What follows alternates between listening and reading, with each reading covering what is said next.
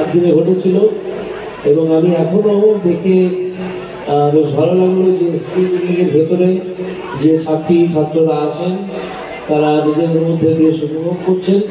এটি করা উচিত। কিছুদিন বাদে তো আমাদের স্মৃতিতেই চলে যাবে, তখন অনেক জিনিস মনে পড়বে, অনেকটা মনে পড়বে না। যাই হোক, এখন যা ঘটছে তার মধ্যে থেকে আমরা বরং সকলে উপভোগ করি। এই বলে আমি আবার সকলকে আমার প্রণাম শুভেচ্ছা জানিয়ে আমার বক্তব্য শেষ করছি। আমাকে স্কুল কর্তৃপক্ষ অনুরোধ করেছেন যে স্কুলের একটা অডিটোরিয়াম যাতে হয় তার জন্যে কিছু ব্যবস্থা করতে। তো আমি স্কুল কর্তৃপক্ষকে বলবো যে একটা প্রপোজাল আপনারা আমাকে পাঠিয়ে দেবেন, সেটা আমি খতিয়ে দেখে ঠিক করবো যে সেটা করে দেওয়া যাচ্ছে কিনা। আমি সন্তুষ্ট থাকবো। আমি আর বিশেষ কথা বলবো না, আমাকে ফিরে যেতে হবে অনেক দূরে।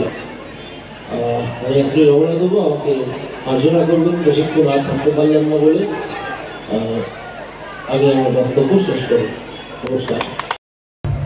আমাদের দেউলি আদর্শ বিদ্যাপীঠের প্ল্যাটিনাম জুবলি অনুষ্ঠানে আমাদের প্রিয় সাংসদ মাননীয় শ্রী অভিজিৎ গাঙ্গুলি স্যার আমাদের মধ্যে এসেছেন এবং এই জন্য আমরা এই উৎসব কমিটি এবং দেউলি আদর্শ বিদ্যাপীঠের তরফ থেকে স্যারকে আমরা অনেক অনেক শুভেচ্ছা এবং আমাদের কৃতজ্ঞতা জ্ঞাপন করছি।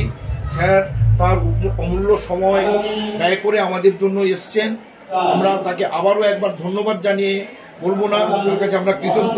তিনি এসছেন, স্যার আমাদের সঙ্গে অনেকটা সময় কাটালেন। স্যার আমাদের সঙ্গে আমাদের মঞ্চে গেছেন, আমাদের যে পত্রিকা উদয়ন স্যারকে আমরা দিয়েছি এবং আমাদের স্কুলের মেমেন্টোও আমরা দিয়েছি এবং আমরা স্যারের কাছে আমাদের স্কুলের তরফ থেকে, প্রাক্তনীদের তরফ থেকে তথা আমাদের এই প্ল্যাটিনাম জুবলির অনুষ্ঠানের তরফ থেকে স্যারের কাছে আবেদন করেছি আমাদের একটি অডিটোরিয়ামের জন্য স্কুলের এই পরিসরে যাতে হয়। স্যার আমাদের কি বলেছেন স্যার সেটা নিজে বলবেন।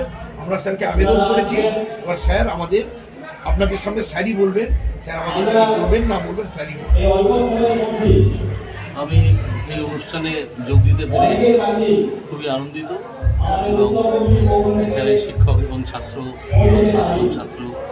যাদের সঙ্গে আমার ইন্টারাকশন হলো তাদের আন্তরিকতায় আমি মুগ্ধ। আমি আশা করব স্কুল